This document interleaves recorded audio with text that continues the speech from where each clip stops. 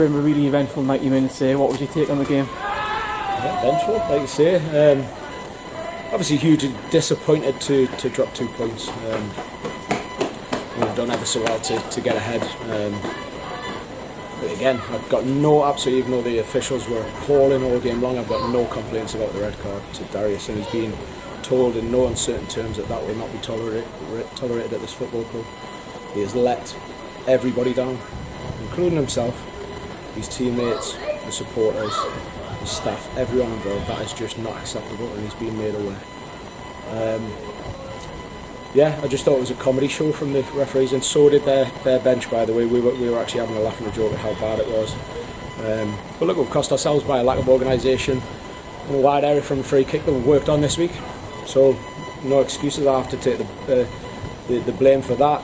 We've looked at it, we've worked at it, and it's obviously not sunk in, and we've been punished off the back of something that we shouldn't be punished for. So disappointing. Obviously we've got ahead in that game towards the end of the game. The lads showed great character to get that goal ahead. It must be doubly disappointing to concede. You can't ever commit these lads. Commitment, bravery, just endeavour, enthusiasm, all of that.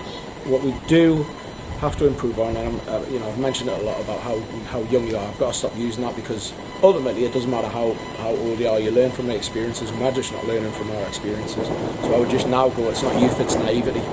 And we've got to put this right very, very quickly. If you put that shirt on, you've got a responsibility to do your job and do it as well as you possibly can. And a lot of that is to do with communicating and organising. You can save yourself so much if you're willing to talk to your teammates. And for some reason, we've just got people who play within themselves in terms of communication, and we need to get rid of that straight away. So that's a disappointing one.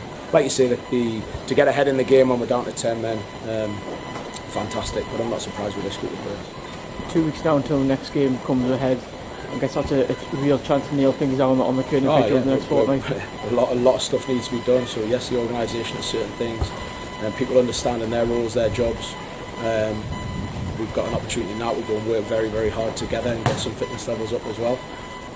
So we'll take advantage of the time we've got together, and we come back fighting in 2 weeks' time. Got a glimpse of JJ for the first time there as well. Obviously difficult circumstances to come on in, but did he show some twice? Listen, we know he's a really good player. Delighted to have him on board. He hasn't played a game of football since April, so he's done a bit of training here and there. He's had one training session with us, so we've got to be patient. But ultimately he's a quality footballer, and not just this level but levels higher, and he will show that in a matter of time. I'll mention Cedric because it wasn't anything to do with his performance getting brought off. You put Mouldies on. That's just a little mistake of him not quite understanding what it takes at this level of football when it's so wet. We've got to have the longest studs possible in, and he just couldn't keep his feet. So we just thought it would be wise once we went a goal ahead just to be a little bit safer with Will McGowan, who had long studs in his boots. Live and learn with that one. So I'm not again. Cedric's new to the club. I was learnt a lesson today that'll not happen again. So it's definitely nothing he did today that warranted bringing him off. As well as Darius, who lost Dan Martin towards the end with a sending off, so that's 2 players we're going to be missing for that next game. A big blow, but also a chance for other players to really stake a claim in that game when it comes around.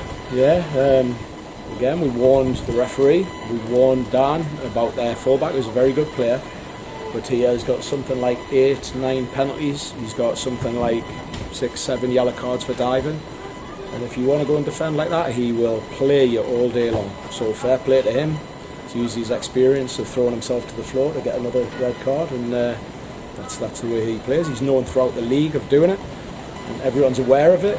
I would be quite embarrassed if that was aimed at me as a footballer, but if he wants to crack on that way, he can crack on that way.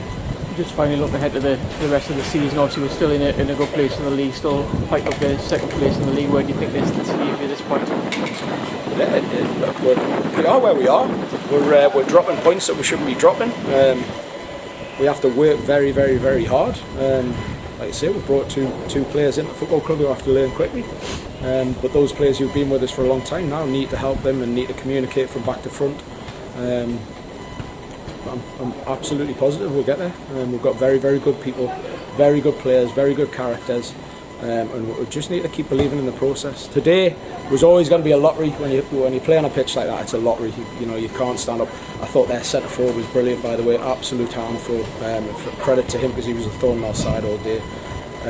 But yeah, we've obviously done okay in the conditions. I thought we tried to play a little bit, although we definitely had to go more direct than we normally do. But we look forward to getting them back at our place on a proper pitch, and we'll see how they get on there.